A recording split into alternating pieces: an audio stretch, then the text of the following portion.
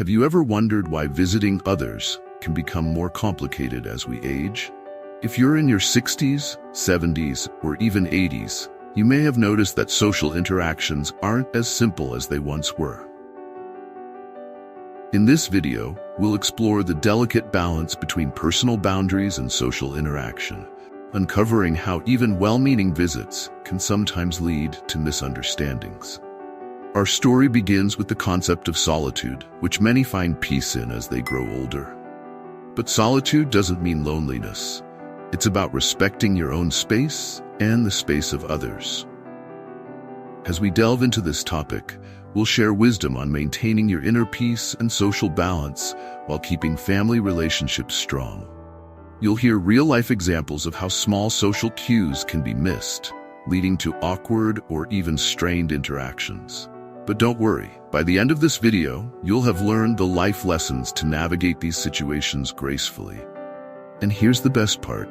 At the end of this video, we'll reveal a key insight that will change how you view your social life after 60. So stick around for this priceless advice, drawn from years of experience and mindful quotes that will leave you feeling wiser and more connected. Stay with us. It's time to redefine how we approach social connections in our golden years. The power of solitude. Let's start with something many people overlook as they age. Solitude. There's a common misconception that being alone is the same as being lonely. But solitude is different.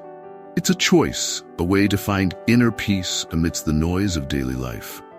This shift in perspective is essential as we grow older, especially for those in their 60s, 70s, and 80s. Take, for example, George, a 72-year-old retired teacher from Florida. George spent most of his life surrounded by students, colleagues, and a busy family life. But after retirement, he found that constant social obligations drained him. He began to seek out moments of solitude, learning to appreciate the stillness it brought to his mind and heart. At first, his friends were puzzled. "Why aren't you coming to our weekly gatherings?" they would ask.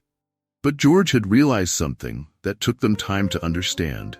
Solitude allowed him to reconnect with himself. It wasn't about shutting people out. It was about finding a balance between social interaction and personal time. Solitude and personal boundaries. As we grow older, respecting our own personal boundaries becomes even more crucial. Many people feel the pressure to keep up with social obligations, fearing they'll be seen as reclusive if they don't visit friends or family as often. But like George, many discover that time spent alone is invaluable. It offers a chance to reflect on life lessons, gain new insights, and recharge mentally and emotionally. In the story of George, we see how solitude isn't about isolation. It's about creating a space where you can listen to your own thoughts, free from external pressures. This personal boundary is something that becomes more important with age, and it's essential to respect both your own space and the space of others. When we respect our personal boundaries, we allow ourselves to grow. We stop feeling the need to constantly meet others' expectations and instead focus on our own inner peace. This doesn't mean cutting ties with the people you care about.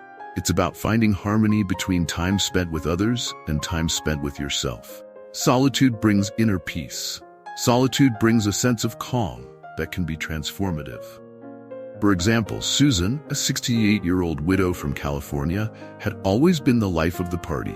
She enjoyed visiting her children and grandchildren regularly, hosting dinners, and attending social events. However, after her husband passed away, Susan began to feel overwhelmed by these commitments. She realized she was spending so much time tending to others that she had forgotten how to tend to herself. One day, Susan decided to take a step back. She began gardening, something she had always loved but had never found time for. Slowly, her garden became a place of refuge, a space where she could reflect, process her grief, and rediscover what brought her joy. Her solitude wasn't about withdrawing from the world. It was about healing and finding peace in her own company. Her family noticed the change. Susan became more centered, and when she did visit, her presence was even more valued because she was truly present. Finding balance in social interaction. What George and Susan teach us is that solitude doesn't mean withdrawing from the world completely. It's about finding balance. When we're constantly surrounded by others, it's easy to lose ourselves in the noise. But solitude helps us regain our sense of self, giving us clarity and strength. In both stories, the key takeaway is that solitude isn't selfish. It's a necessary part of living a fulfilled life, especially in your later years. When you allow yourself the time and space to be alone, you return to your relationships more energized, more present, and more connected. Life lessons for the elderly. As we age, it's important to remember that our time and energy are finite. We must prioritize where and with whom we spend that energy. Solitude gives us the space to reflect on these choices, to ask ourselves, what relationships nourish me? What activities bring me joy? By setting aside time for solitude, you are not only protecting your inner peace, but you are also honoring the wisdom you've gained throughout your life. The true power of solitude. In conclusion, solitude, when understood correctly, is a gift. It offers us time to reflect, recharge, and rediscover our true selves. By respecting your own personal boundaries and allowing yourself moments of peace, you can improve your emotional health and enhance your social connections. So the next time you feel pressured to visit or attend an event, remember George and Susan. It's okay to say no sometimes. It's okay to choose yourself. Solitude isn't a sign of loneliness, it's a sign of self-respect. And as you age, there's no greater wisdom than knowing when to step back, enjoy the silence, and find comfort in your own company, respecting personal boundaries and social cues. As we continue our journey into the importance of solitude, let's explore the next key point: the significance of personal boundaries and recognizing social cues. Especially as we age, it becomes even more vital to understand the balance between spending time with others and respecting one's own need for peace. Take Robert, a 65-year-old retired accountant living in Texas.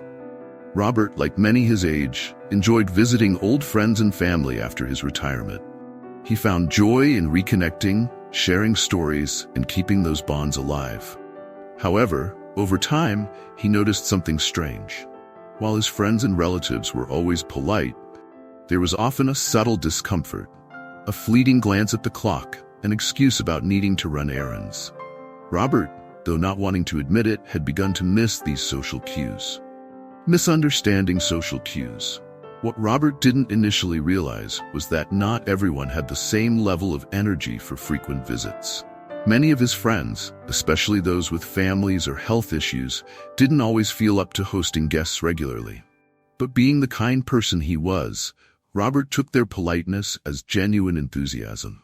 He missed the subtle cues, the slightly delayed responses, the soft sighs, the glances toward the door. What Robert experienced is common for many older adults. As we age, it becomes harder to recognize when our well-meaning social interactions might cross the line into unintentional intrusiveness.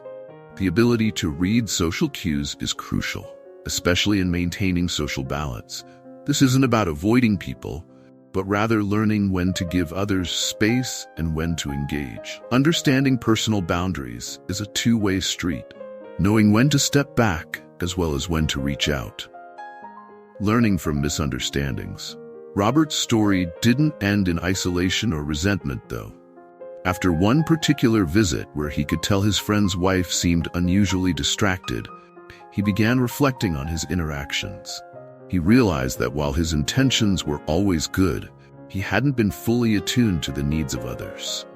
Robert decided to reach out and ask his friends directly about their comfort levels with visits. To his surprise, they appreciated his openness, and they felt relieved that he was considering their boundaries. From this experience, Robert learned that it's important to communicate openly about personal boundaries. His relationships became stronger, not weaker, because he was willing to adapt and show respect for others' space. Respecting personal boundaries. What we can learn from Robert's story is that personal boundaries are essential for maintaining healthy relationships. Especially in our later years, when we often crave connection more deeply, we must be mindful of how our presence impacts others. We need to recognize that even our closest friends and family members may not always. Social cues, a two-way street. Just as we need to be aware of the social cues others give us, it's important that we communicate our own boundaries clearly. Take Susan, another 70-year-old living in Arizona. After years of being the go-to person for family gatherings and social events, she realized that she needed more time for herself. But her family had grown accustomed to her always being available. Instead of simply pulling back, Susan had a heartfelt conversation with her children and grandchildren, explaining that while she loved spending time with them, she needed some personal space to recharge. To her surprise, her family was incredibly supportive. They appreciated her honesty and began being more considerate of her time. This shows that personal boundaries are not just about saying no to others, but also about teaching others to respect your space in a kind, open way. Balancing relationships with boundaries. By establishing clear personal boundaries, we create room for both ourselves and others to grow. In Robert's case, learning to read social cues allowed him to maintain his friendships without overwhelming his loved ones. For Susan, clearly communicating her boundaries helped her family understand her needs better. There's a wisdom in knowing when to step back, to allow both yourself and others the space needed to breathe, reflect, and recharge.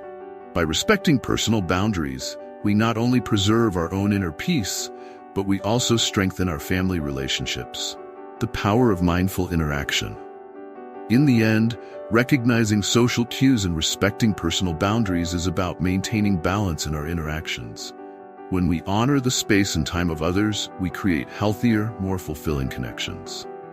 So the next time you feel the urge to visit an old friend or drop by a family member's house, pause for a moment.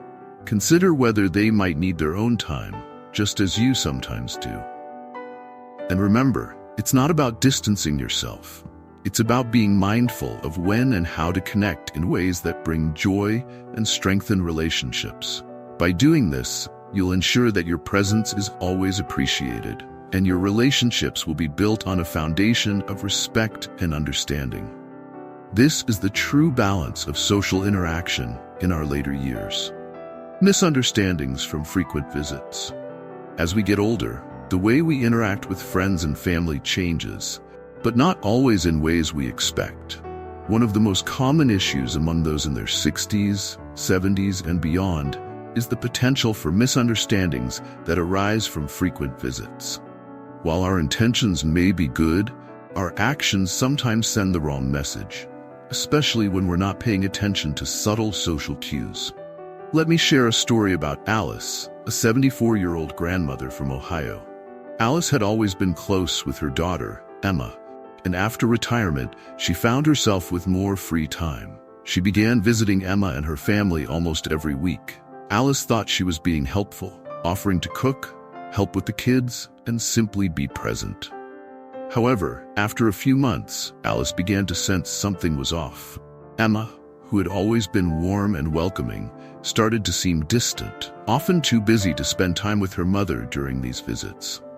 Alice felt confused and hurt. Why was her daughter pushing her away? They had always had such a close bond. But what Alice didn't realize was that her frequent visits, while well-intentioned, had become overwhelming for Emma, who was balancing work, raising her children, and managing her household. How misunderstandings happen. Alice's story is a familiar one. Many of us want to stay connected with family, especially as we grow older and have more free time. We believe that frequent visits are a way to show love and support, but sometimes we miss the social cues that tell us when our presence may be a burden rather than a blessing. In Emma's case, while she loved her mother dearly, the constant visits began to add extra stress. With work and the demands of her children, she struggled to juggle everything, and the unannounced visits from Alice only added to her mental load. But Emma, like many others, didn't want to hurt her mother's feelings by asking her to come less often. This is where misunderstanding creeps in. Alice felt rejected, not realizing that Emma was simply overwhelmed. Emma felt guilty for not being able to balance everything but didn't know how to communicate that to her mother. These unspoken emotions often lead to strained family relationships, creating distance where there was once closeness. The importance of social cues. One of the lessons Alice learned was the value of recognizing social cues. Sometimes the signs are subtle.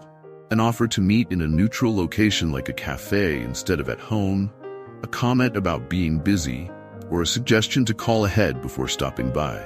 These hints are often given to avoid offending, but if we're not careful, we can miss them entirely. By paying attention to these social cues, we can prevent misunderstandings before they grow into something larger. In Alice's case, had she noticed Emma's small signals, she might have realized earlier that her visits were creating stress rather than proud. How to avoid misunderstandings. Avoiding misunderstandings in these situations doesn't mean reducing the amount of time we spend with loved ones. It means being mindful of how and when we engage. Here are a few simple steps to avoid unnecessary tension. Ask for feedback. Just as Robert did in our earlier story, having an open conversation with friends and family about their comfort with visits can go a long way. Ask them directly if your visits are convenient and if there's anything you can do to better respect their space and time. Be flexible. Offer to meet in a public place or adjust the timing of your visits based on what's best for them. Flexibility shows that you care about their needs as much as your own. Limit the frequency. Sometimes, less is more. By reducing the frequency of visits, your presence will be more appreciated when you do see your loved ones, and it gives them time to manage their own lives without feeling overwhelmed. Respect boundaries. If someone suggests a phone call or text before visiting, take it as a sign of their need for personal boundaries. Respecting these boundaries strengthens relationships rather than straining them. Balancing love and space. Alice eventually sat down with Emma and had an open-hearted conversation. She apologized for not recognizing the stress her visits had caused and reassured her daughter that she wanted to be part of her life in a way that worked for both of them. Emma, in turn, expressed her appreciation for her mother's willingness to adapt. They found a new rhythm, less frequent but more meaningful visits that allowed them to maintain their close bond without the pressure of constant interaction. The lesson in all of this. The key lesson here is that while staying connected with loved ones is important, we must also recognize that balance is essential. By paying attention to social cues, communicating openly, and respecting personal boundaries, we can avoid misunderstandings and create stronger, more fulfilling relationships. Sometimes, taking a step back and offering space can bring people closer together than frequent visits ever could. And as Alice and Emma discovered, when you approach your relationships with mindfulness and care, you foster an environment where everyone feels respected and valued. So the next time you're planning a visit, take a moment to think about the other person's needs. Are they in a place to receive you? Will your presence bring joy or added stress? By being aware and thoughtful, you can ensure that your relationships remain healthy, loving, and strong. Social interactions and the psychological impact. As we age, the nature of our social interactions changes, and with it, the way we process the world around us. One area that often goes unnoticed is the psychological impact of constant social obligations. While we crave connection, too much interaction can sometimes lead to feelings of frustration or exhaustion, particularly when we're dealing with life's pressures. Let's look at the story of Margaret, a 69-year-old woman from Michigan. Margaret had always been known for her lively personality and love of social gatherings. She hosted dinner parties, went to church events, and volunteered regularly. But as she approached her 70th birthday, she began to notice that these once enjoyable activities now felt overwhelming. Despite her love for people, Margaret realized that constant social interaction was taking a toll on her mental well-being. The emotional weight of social obligations. Margaret's story isn't unique. Many older adults, particularly those in their 60s and 70s, find that what used to be a source of joy, frequent social gatherings, can become a source of stress. Margaret began to feel a kind of pressure. There were constant invitations, expectations to attend, and the unspoken obligation to always be the cheerful, engaging person she had always been. Over time, this started to affect her emotionally. She felt exhausted and began to dread the very events she used to love. But Margaret, like many, didn't realize that her body and mind were sending her signals. She thought something was wrong with her, not understanding that the problem lay in the imbalance between social interaction and personal peace.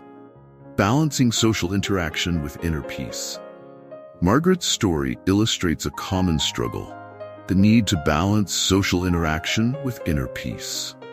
As we age, our energy levels shift, and the once joyous experience of being around others can start to feel like an obligation.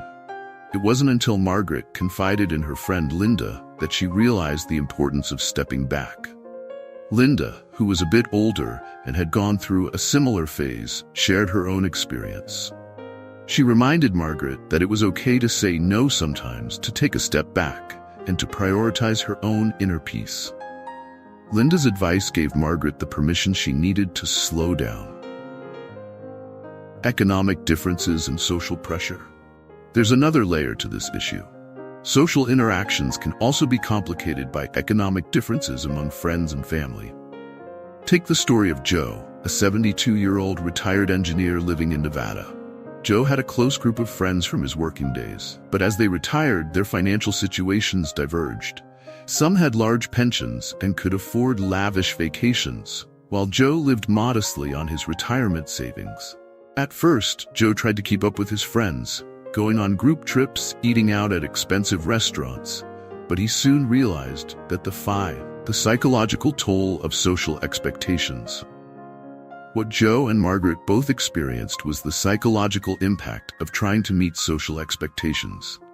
For Joe, it was the financial strain. For Margaret, it was the emotional weight of always being present. Both felt the need to maintain relationships, but didn't realize the cost it was having on their well-being. Their experiences highlight an important lesson. It's essential to recognize when social interaction starts to harm our mental health. Whether it's due to economic disparities, emotional exhaustion, or simply the passage of time, it's okay to reassess how we engage with others. Learning to say no. The solution for both Margaret and Joe was learning to say no without guilt. For Margaret, that meant skipping some of the events she felt pressured to attend, and instead spending time doing things that brought her true peace, like gardening and reading. For Joe, it meant having an honest conversation with his friends about his financial situation. He was surprised to find that they understood and appreciated his honesty, even adjusting some of their future plans to accommodate everyone's budget. By recognizing the importance of balance, both Margaret and Joe were able to regain control of their lives and feel more at peace. The importance of inner peace in social interactions. At the end of the day, our social interactions should add to our lives, not drain us. Finding balance and acknowledging our own limits allows us to enjoy relationships without feeling overwhelmed. The stories of Margaret and Joe remind us that it's okay to step back when we need to listen to our minds and bodies, and to respect our own personal boundaries. When we do, we not only protect our inner peace, but we also create space for more meaningful connections, free of the pressure and strain that so often accompany social obligations.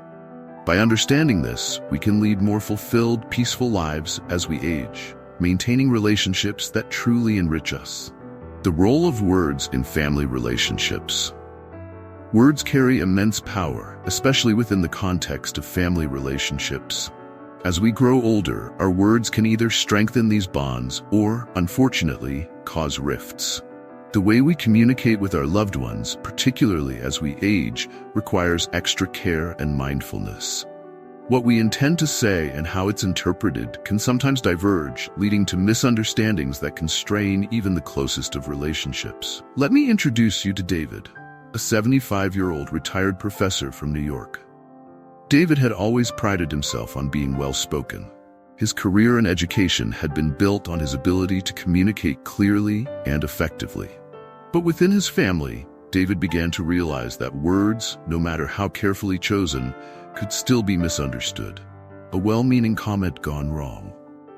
One day, David was having dinner with his son, Mark, and his daughter-in-law, Rebecca. The conversation was light, filled with talk about work, the kids, and their upcoming family vacation. Everything was going smoothly until David made a comment that, to him, seemed perfectly innocent. He said, "It's great that you've been able to balance work and family, Rebecca. I wasn't sure if someone as young as you could manage it all." While David's intention was to praise Rebecca's ability to juggle responsibilities, the words hit differently for her. She felt the comment was condescending, implying that David had doubted her competence as a mother and a working woman. Rebecca didn't say anything at the time, but later, in private, she expressed her frustration to Mark. The tension between them grew, and eventually, it became clear to David that something was wrong. How misunderstandings happen in family relationships. This situation is all too common. In family dynamics, even the best-intentioned remarks can lead to misunderstandings. David thought he was giving a compliment, but the words carried a different meaning for Rebecca. This type of misunderstanding often happens when there is a gap between what is said and how it is perceived. In family settings, where emotions run deep and the history of relationships can complicate communication, this gap can grow wider. Words have the ability to build or break. In David's case, his comment, though meant to be supportive, caused hurt feelings and led to tension. He didn't realize how his words would be interpreted or the impact they would have on Rebecca. Navigating family conversations with care. What David learned from this experience was the importance of being mindful of his words, especially within the family. He took time to reflect on the situation and decided to talk to Mark and Rebecca about what had happened. In a heartfelt conversation, David apologized for his remark, explaining that his intention had been to compliment Rebecca, not to undermine her. Rebecca, in turn, appreciated David's honesty and willingness to address her, learning to be mindful of our words. What can we learn from David's story? First and foremost, mindful communication is essential as we age. Our family members, particularly younger generations, may interpret our words through a different lens. What seems like harmless advice or a compliment to us might be perceived as judgment or criticism by them. To avoid misunderstandings like the one David experienced, here are a few simple strategies. Pause before speaking. Take a moment to think about how your words might be interpreted. What is your intention? Could it be misunderstood? This brief pause can make all the difference in how your message is received. Ask for clarification. If a family member reacts in a way you didn't expect, don't be afraid to ask for clarification. A simple, "Did I say something that upset you?" can open the door for honest communication and prevent small misunderstandings from growing into larger conflicts. Apologize when necessary. As David learned, there's nothing wrong with admitting when you've said something that hurt someone, even unintentionally. A sincere apology can go a long way in maintaining family harmony. Focus on positive communication. Try to frame your words in a way that uplifts rather than criticizes. Even when giving advice or feedback, emphasize the positive aspects and offer support rather than judgment. Words that build, not break. In the end, words have the potential to either bring us closer together or drive us apart. Within families, where emotions run deep and history is shared, it's especially important to be mindful of how we communicate. As David's story shows, a small comment, if misunderstood, can create unnecessary tension. But with openness, honesty, and a willingness to listen, these misunderstandings can be resolved. Family relationships are among the most precious connections we have, and they require constant care. By being mindful of our words and understanding the power they hold, we can strengthen these relationships, creating a foundation of trust, love, and respect. Next time you find yourself in a family conversation, remember the story of David. His lesson reminds us all that it's not just what we say, but how we say it, that truly matters. And with that awareness, we can ensure that our words always build, rather than break, the bonds we hold dear, finding inner peace through less social obligations. As we grow older, many of us begin to crave more inner peace. The demands of social life that once energized us now sometimes feel overwhelming. But as we step back from these social obligations, we often discover a quiet joy that comes from simplicity and solitude. Learning how to balance the expectations of others with our own need for peace is one of the most important life lessons we encounter in our later years. Let me share the story of Janet, a 73-year-old widow living in Colorado. Janet had always been a social butterfly. She was involved in church groups, volunteered at the local library, and hosted family gatherings every holiday. But after her husband passed away, Janet found herself increasingly drained by these activities. The thought of hosting another family event or attending yet another community gathering felt like a burden. She began to wonder if it was time to focus more on herself, letting go of social pressure. For Janet, the turning point came when she confided in her friend Carol, who was a few years older and had already started pulling back from the endless cycle of social commitments. Carol's advice was simple, yet profound. It's okay to say no. You don't have to do everything. At first, Janet felt guilty. She worried that her family and friends would think she was abandoning them. But as she began to limit her social engagements, Janet realized something important. Inner peace isn't selfish, it's essential. By letting go of the pressure to always be present, she began to find joy in the quiet moments of life. She returned to her love of reading, started taking long walks in nature, and even picked up painting, something she hadn't done in decades. The healing power of solitude. What Janet experienced was the healing power of solitude. For many of us, especially as we grow older, the noise of daily life can become overwhelming. Constant social obligations, while meaningful, often leave little time for reflection and personal growth. By reducing the number of events she attended, Janet was able to reconnect with herself. Solitude gave Janet the space she needed to process her grief, rediscover her passions, and reflect on what truly mattered. It wasn't that she no longer valued her relationships, she cherished them deeply. But by taking a step back, she found that when she did engage socially, she was more present and fully able to enjoy the company of others. Learning to balance social obligations. Janet's story is a reminder that there's no need to abandon social life entirely as we age, but there's great wisdom in knowing when to pull back. We often feel obligated to attend every event, say yes to every invitation, and maintain the same level of engagement we had in our younger years. But the truth is, our needs change as we age, and so should our level of commitment. Think of Robert, a 68-year-old retired postal worker from Texas. The joy of less. What Janet and Robert both realized is that less can sometimes be more. By reducing the number of social commitments, they found a deeper connection to themselves and more meaningful interactions with others. Inner peace doesn't come from filling your calendar with endless activities. It comes from being intentional with your time. One of the most valuable life lessons we can learn as we age is that it's okay to say no. It's okay to step back. It's okay to prioritize ourselves. The world will keep turning, and our relationships will remain strong if they are built on a foundation of mutual respect and understanding. Creating space for solitude. For many people, the idea of solitude can be intimidating. We've been taught to value productivity and social connection, but there is a quiet strength in knowing how to be alone. Solitude isn't loneliness. It's a time for reflection, healing, and growth.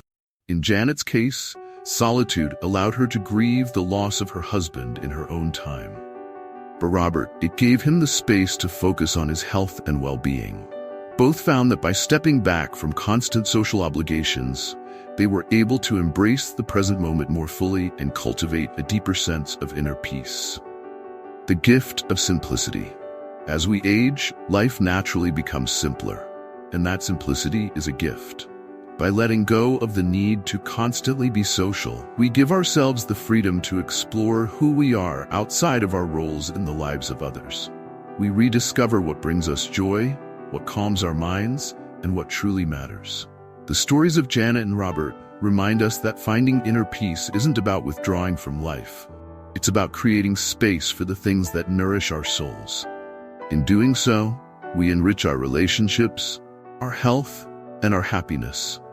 So if you feel the pull to step back, to say no to that next event, or to spend a little more time with yourself, listen to it. That's where peace begins. As we've explored in this video, navigating the later years of life is about more than just maintaining social connections. It's about finding the right balance between solitude and social interaction, recognizing personal boundaries, and being mindful of the social cues around us. We've seen through the stories of people like Janet, Robert, and David how critical it is to respect our own space and that of others. By reducing the pressure of social obligations and learning to embrace inner peace, we open ourselves to a more fulfilled, peaceful life.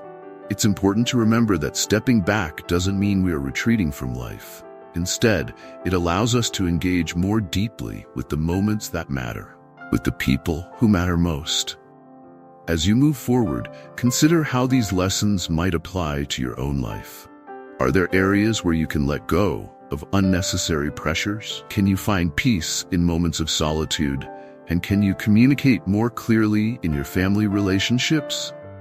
The wisdom of these later years lies not in doing more, but in knowing when to do less. When we find that balance, we discover that life lessons continue to shape us, leading to deeper connections and a more peaceful existence. Thank you so much for watching. We'd love to hear your thoughts and personal experiences in the comments below. Let's keep the conversation going.